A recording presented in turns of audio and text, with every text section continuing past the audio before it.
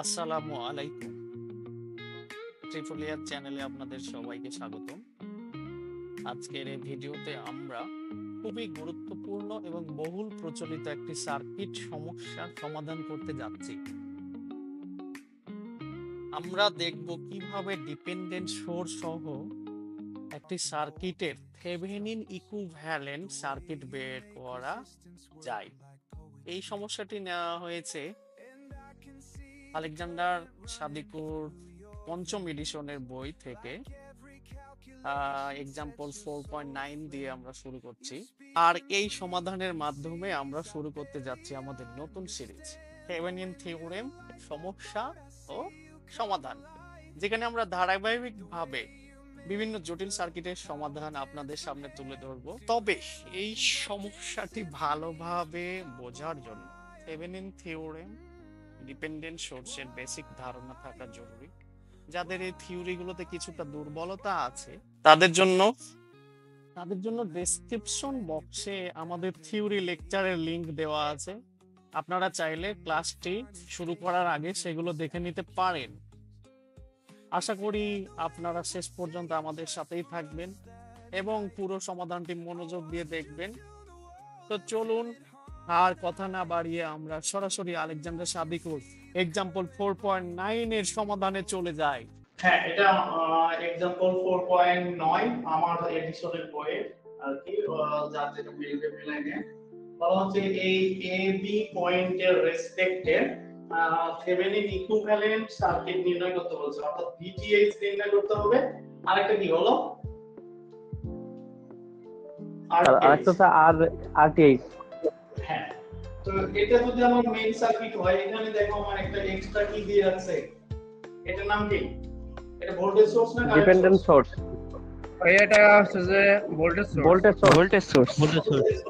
আর voltage dependent source, voltage VX এর উপর dependent, VX 4 ওহমের যে ভোল্টেজের উপর ডিপেন্ডেন্ট। আচ্ছা, এই ভিএক্স টা কার ভোল্টেজ? এই 4 ওহমের না? 4 ওহমের। জি ভাই, 4 ওহমের। জি স্যার। হ্যাঁ, এখন দেখো যদি আমরা VThevenin নির্ণয় করতে চাই, তো একটু আগে বললাম কি যে VThevenin এর জন্য আমাদের আলাদা কোনো কিছু করতে হবে না, আমাদের জাস্ট ওই আগের মতো কেভিএল করতে হবে। তো দেখো এই 2 ওহমের মধ্যে দিয়ে কি কোনো কারেন্ট যাবে?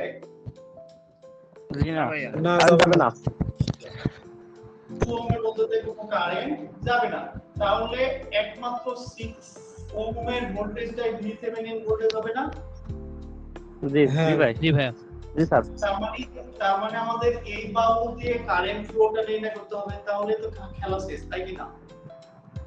6 ওহমের ভিতর যে কারেন্ট আছে সেটা বের করতে হবে। আচ্ছা, এখন দেখো যে এই পয়েন্টে আমরা নোডাল অ্যানালাইসিসের মাধ্যমে করব। এই পয়েন্টের ভোল্টেজের নাম, এটা যদি আমি গ্রাউন্ডিং করি, তাহলে এই পয়েন্টের ভোল্টেজের নাম Vx লিখতে হবে না? জি, হ্যাঁ লেখা যায়। আচ্ছা, আর এই পয়েন্টের ভোল্টেজের নাম কি লিখতে পারি? V2। আর দুইটা যদি নন রেফারেন্স পয়েন্টের মাঝে একটা ভোল্টেজ সোর্স থাকে, তাহলে সেটাকে আমরা কি বলি? সুপার নোড বলি না? সুপার নোডের প্যারালালে যে রেজিস্ট্যান্সটা থাকে সেটা কি হিসাব হবে? না, হিসাব হবে না। বাদ যাবে না? তাহলে অ্যাকর্ডিং টু সুপার নোডের নিয়ম আমরা কি জানি? অন্য দুই পয়েন্ট আমরা কি করব? প্রথমে কেসিএল করব, তারপরে দুই পয়েন্টের রেসপেক্টে লুপ তৈরি করে কেভিএল করব না? জি ভাই। ওকে, তো আমাদের মূল উদ্দেশ্য V2 নির্ণয় করা। কারণ V2 যদি পাই, তাহলে V2 মূলত এটা ভোল্টেজ, তাহলে আমরা এই কারেন্টটা পাবো। আর এই V2 টাই তো মূলত এটা প্যারালাল হবে। আচ্ছা, বাকিটা পরে বলছি। আগে আমরা তাহলে এখন ইয়া করি, KCL এক সুপার নোড।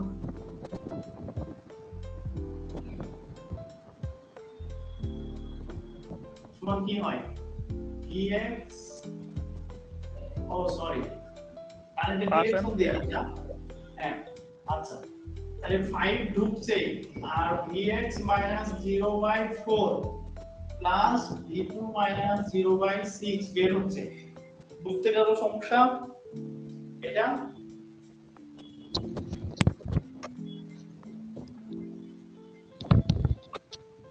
হ্যালো,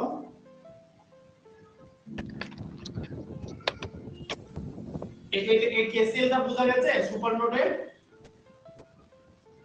জি ভাই। তাহলে 5 সমান সমান কি হয়?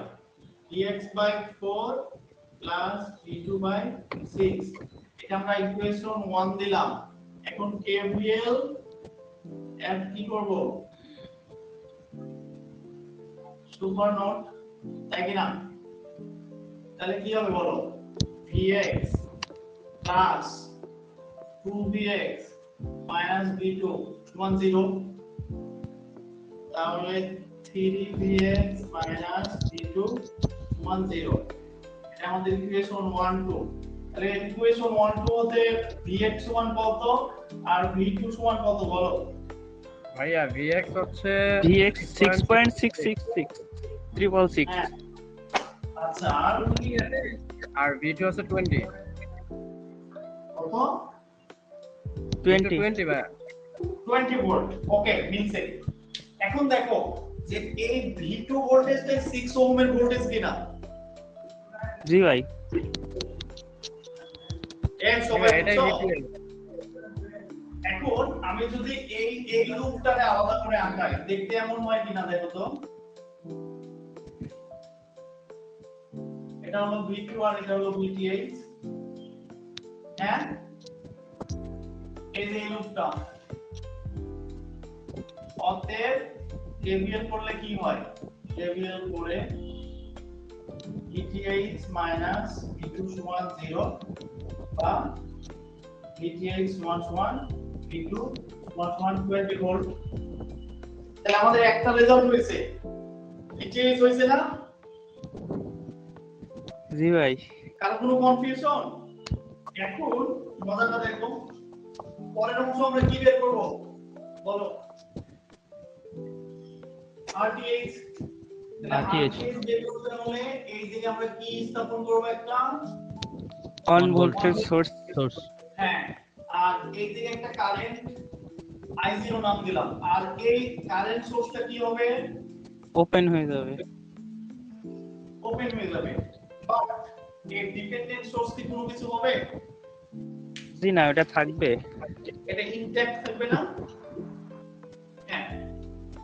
এখন দেখো আমাদের তাহলে এখন মূল লক্ষ্য হলো এই যে এই কারেন্টটা বের করা। যদি আমি এই কারেন্ট বের করতে পারি তাহলে আমরা কি করব? আর অর্থাৎ আমরা RTH সমান এই সার্কিটে RTH হবে তখনই RTH সমান হবে 1 ভোল্ট এর রেসপেক্টে সার্কিটের টোটাল রেজিস্ট্যান্স। এটা হলো RTH। হ্যাঁ, অথবা 1 অথবা RTH সমান সমান 1/I0। 1 ভাগ কি বলেন না কেন?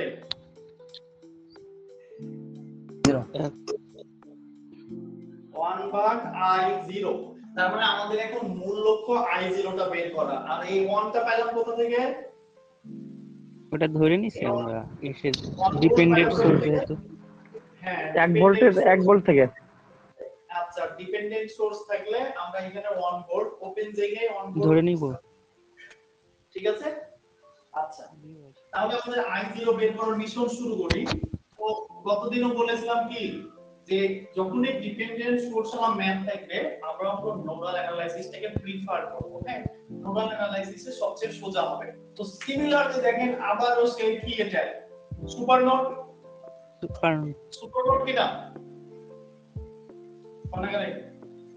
জি ভাই তো সিমিলারলি কি করব?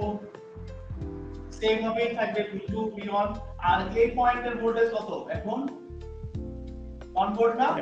1 ভোল্ট 1 ভোল্ট। আচ্ছা আচ্ছা 1 ভোল্ট ধরে টোটাল রেজিস্ট্যান্স কি করলেন? হ্যাঁ, টোটাল রেজিস্ট্যান্সটা বুঝি নাই, মানে উঠানো হয়নি আর কি।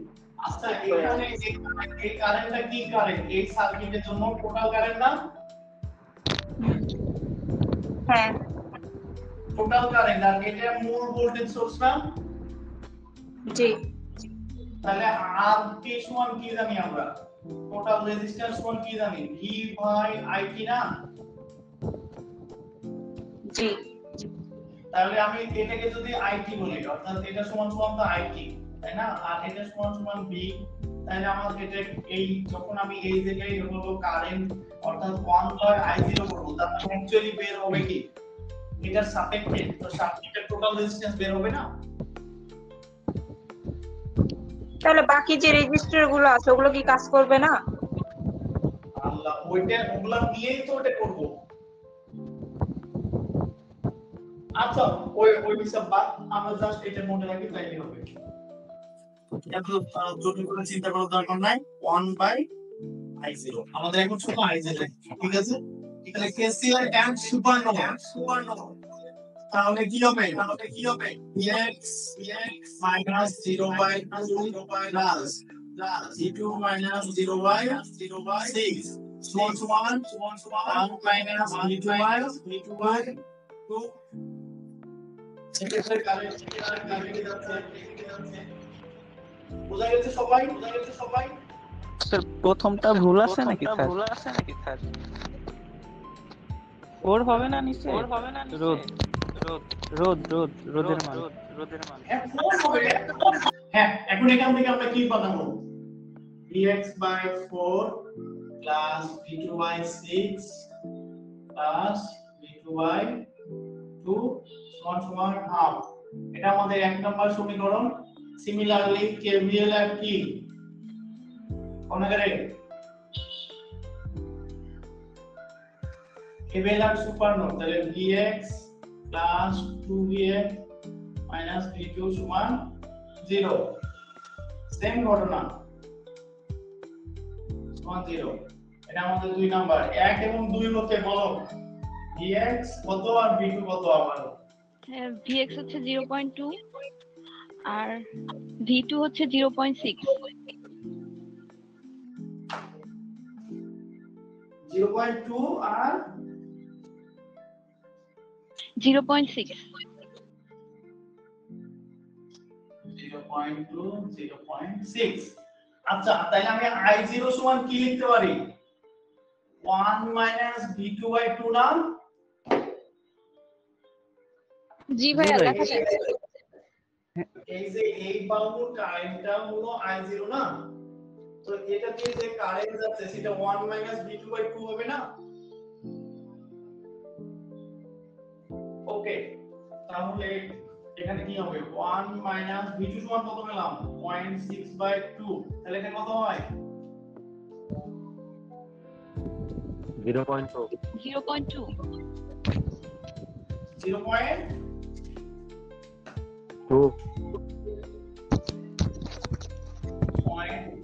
অ্যাম্পিয়ার। অতএব RTH সমান কি হয়, 1 বাই i0, তাহলে 1 বাই 0.2 সমান কত, 5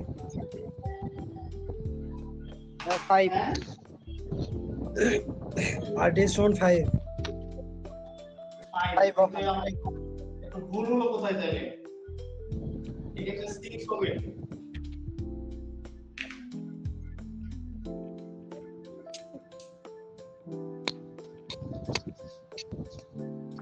এটা 0.6 হবে তো না, ভালো করে দেখেন তো। 0.666 আছে ভাইয়া।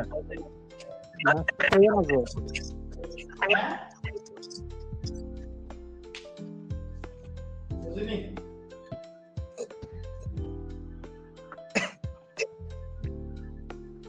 এটা কি 6 হবে, বা এই ক্যালকুলেশন গুলো ঠিক ছিল সব?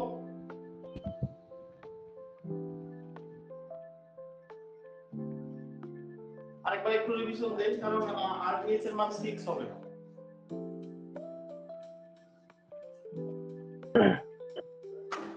আর ভাইয়া ঠিক আছে ভাই, 6 হবে। 0.6 RTH 6 হবে। আর কি এটা 666। হ্যাঁ, ওটা যদি 666 ধরা হয় তাহলে RTH 6 আসবে। তাহলে এটা কত হবে, 1.89 একটা 0.22 আর একটা 0.67 আরে আল্লাহ বিজি হয়ে গেল ক্যালকুলেটর আমার ভিতর ছিল। ম্যাথ ঠিকই আছে, শুধুমাত্র ওই পয়েন্টের পরে ওই জিনিসটা ধরলে ডাইরেক্ট সব মান ধরলে 6 আসবে, সমস্যা নাই। 6 আসবে না? আচ্ছা তাহলে হ্যাঁ, ক্যালকুলেশন 6 মিলাই নিয়ে তাহলে হিসাবটা বুঝছেন তো, মানে ডিপেন্ডেন্ট সোর্স থাকলে কি হবে বুঝতে পারছি? আচ্ছা এখন আরেকটা एग्जांपल হলো 4.9 অর্থাৎ প্র্যাকটিস প্রবলেম 4.9। আগের অঙ্কে ওই যে 6-7 না ধরার কারণে ভুলটা হয়ে গেছিল কি আর ওই 6-6 এর জায়গায় শুধু 6 লেখা হয়েছিল, ওই কারণে ভুলটা দেখাচ্ছিল। আচ্ছা প্রবলেম নাই, ক্যালকুলেশন নিয়ে আমার তো মাথা ব্যথা নাই, আমি চাচ্ছি বুঝাইতে, বাকি ক্যালকুলেশনটা তোমরা একটু কষ্ট করে করবা।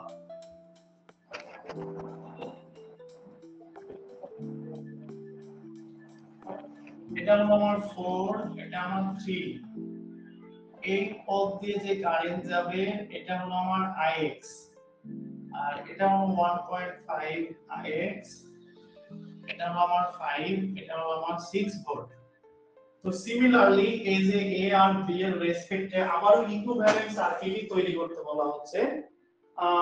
কি বলে, যখন আমাদের একটা এটা কি সোর্স, কারেন্ট না voltage, current dependent current source, current source কার উপর ডিপেন্ডেন্ট, কারেন্টের উপর ডিপেন্ডেন্ট, কারেন্টের উপরে। কারেন্টের উপর ডিপেন্ডেন্ট। আচ্ছা আমি কিন্তু এই আজকে বেশিক্ষণ পড়াইবো না, হ্যাঁ, কারণ আমার এই অসুস্থ বাচ্চা দুজনেই কান্নাকাটি করছে, তো আমি আরেকটা মেথড বলে দেব। আচ্ছা এটা হলো প্লাস, এটা হলো মাইনাস, আমি চাইলে আজকে পড়াইতে না পড়াইলেও আমি পারতাম, কিন্তু তোমরা এটাকে গুরুত্ব দিচ্ছ না, এটা আমার খারাপ লাগছে যে আমি এত কিছু ত্যাগ করছি, এত চেষ্টা করছি, বাট তোমরা পড়ো না।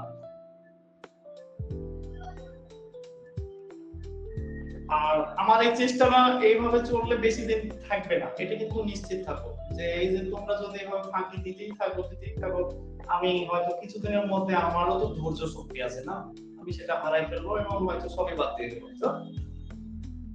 এমনটা হতে পারে। এখন আমাদের এখানে ভিটিএস নির্ণয় করতে হবে, তাই কি না? ভিটিএস নির্ণয় করতে হলে দেখো প্যারালালে আছে কি 4 কি না? জি ভাইয়া 4। জি ভাইয়া।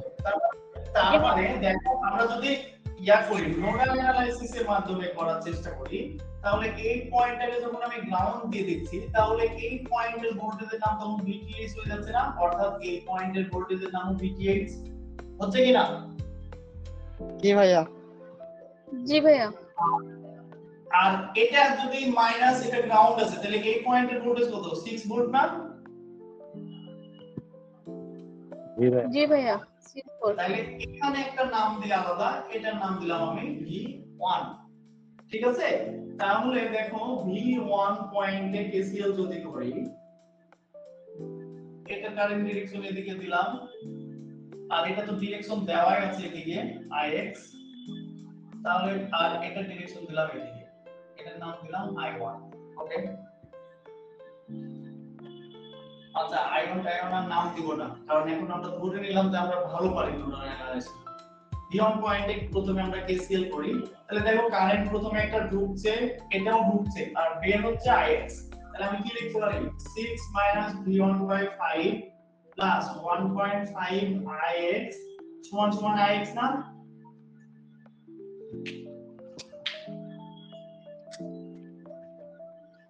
বুঝো না এমন কেউ আছে?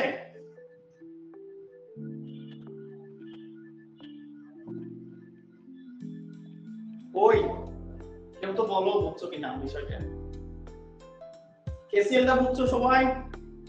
ওকে জি ভাইয়া। জি ভাইয়া। হ্যাঁ ভাই বুঝতে পারছি। এখান থেকে যখন আমি Ix টা লিখতে চাইবো অ্যাকর্ডিং টু দিস সার্কিট, এই সার্কিট অনুযায়ী যদি আমি Ix লিখতে চাই, তাহলে V1 VTH বাই 3, এটা হয় কিনা? হ্যাঁ লেখা যায়। জি ভাইয়া। অবশ্যই ভাইয়া লেখা যায়। তাহলে আমরা এখন 6/5 minus v1/5 plus 1.5 into v1 minus vth/3 oh sorry সমান v1 minus vth/3 তাহলে 6/5 minus v1/5 plus 1.5 v1/3 মানে এটা 1.5 দিয়ে 3 কে ভাগ দিলে মনে হয় কত হয় 2 হয় না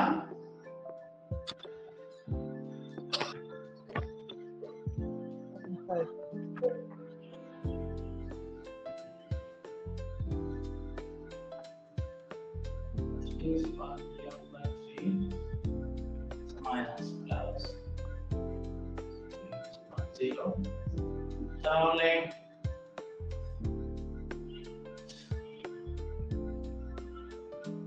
v1/5 plus v1/3 minus 1.5 v1/3 তারপরে হলো plus 1.5 vth/3 minus vth/3 সমান 6/5 এটা হলো আমার এক নম্বর সমীকরণ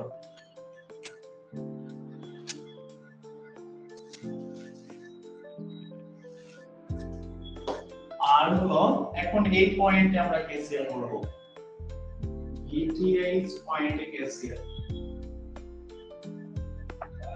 তাহলে কি হয়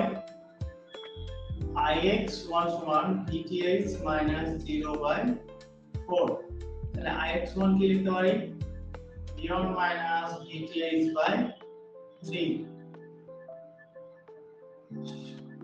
minus vth/4 সমান 0 তাহলে v1/3 minus vth/3 minus vth/4 সমান 0 বলো এটা কত হয়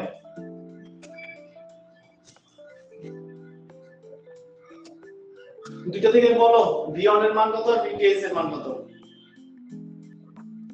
v1 হবে হচ্ছে 9.33 হ্যাঁ আর v2 vth হবে 5.33 এই যে দেখো এখানে 1 ভোল্ট হ্যালো ভাইয়া হ্যাঁ ঠিক আছে ঠিক ওকে সমস্যা নাই ঠিক আছে থাক আচ্ছা এই যে দেখো এটা 1 ভোল্ট আমার I0 এখন আমরা কি নির্ণয় করব RTH নির্ণয় করব তাই কি না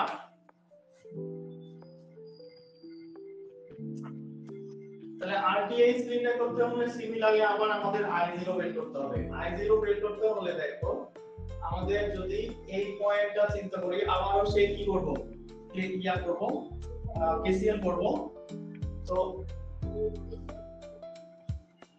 এখন এই কারেন্টের ডিরেকশনটা এই দিকে হবে আর এটা তো এদিকে আসবে এটা আমার কত পয়েন্ট এটা 1 ভোল্ট পয়েন্ট না 1 ভোল্ট কি না জি ভাই হ্যাঁ ভাইয়া জি ভাইয়া জি ভাইয়া তাহলে আমার একটাই পয়েন্ট হচ্ছে সেটা কি পয়েন্ট v1 পয়েন্ট না জি ভাইয়া যদি আমার v1 পয়েন্ট হয় তাহলে I0 বের করব কি করে কারণ এখানে তো রেজিস্ট্যান্স নাই বুঝছি ওকে দেখো তাহলে আমরা এখন KCL at v1 point যদি v1 পয়েন্টে KCL করি তাহলে কি হয় v1 minus 0/5 plus v1 minus 1/3 সমান 1.5 ix না এখন ix1 কি লিখতে পারি v1 minus 1/3 না পারি না জি ভাই জি ভাই তাহলে v1/5 plus v1/3 minus 1/3 সমান 1.5 v1/3 minus 1.5/3 তাহলে v1/5 v1 সবগুলো আলাদা করে লিখি 3 minus 1.5 আর এখান থেকে তো ডাইরেক্ট v1 এর মান বের হবে আমি এত হিসাব করছি কেন পারবে একবারে করতে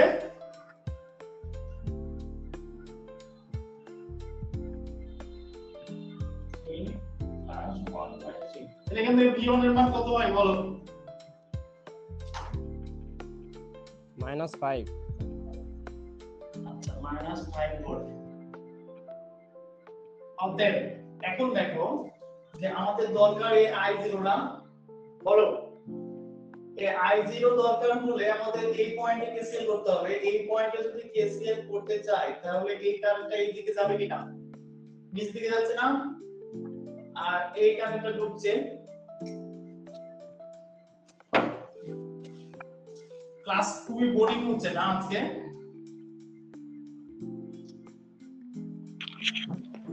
সব স্যার মাথার উপর দিয়ে যাচ্ছে হ্যাঁ না ভাই সবকিছু ঠিকই আছে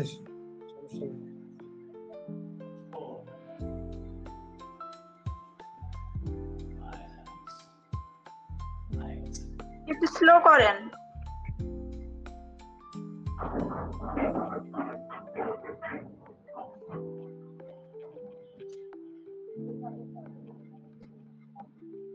কত -5 -1/3 তাহলে এটা কত হয় i0 এর মান 2.25 আসতেছে 2.25 অতএব RTH সমান 1/i0 সমান 1/2.25 সমান যেটা হবে সেটা এটা আমি আমার খাতাতে ভুল আছে এটা এটা আমি যেটা ক্যালকুলেশন করেছি এটাই সঠিক আছে 5.33 VTH আর RTH হলো 0.444 অর্থাৎ এটা হলো বইয়ে দেওয়া আছে এইভাবে 404 মিলি ওহম হ্যাঁ তার মানে 0.44ই তো হয়